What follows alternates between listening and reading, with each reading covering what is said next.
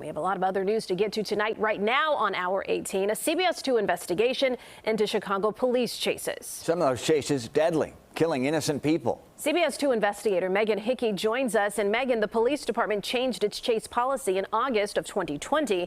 Now, a year later, you're looking at whether it made a difference.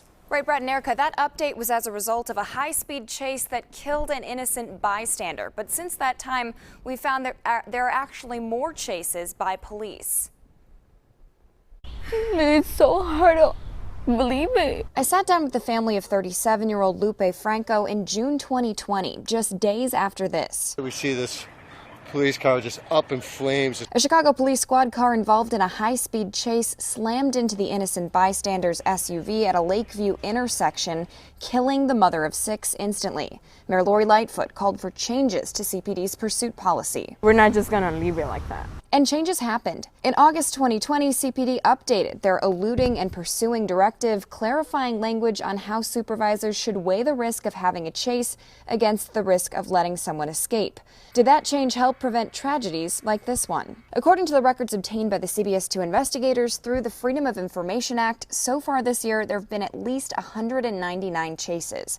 That's actually more pursuits than the same period in 2020 when there were 163.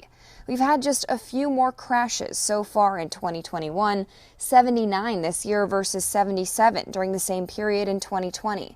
The good news, fatalities are down. There were 4 fatal crashes in this period in 2020 compared to just 1 so far this year. Still, 1 is too many. We were on the scene of that crash in February that took the life of a 43-year-old woman at an Englewood intersection. The danger of these chases is apparent. Policing expert David Harris, who works with departments to improve their policies, says that while the data showing fewer fatalities is encouraging, the rise in actual pursuits is not. But if you put a policy in place with the goal of increasing safety for pedestrians and uninvolved drivers, and instead you get more chases and roughly the same number of crashes, it does seem to me it's time to re-examine the policy.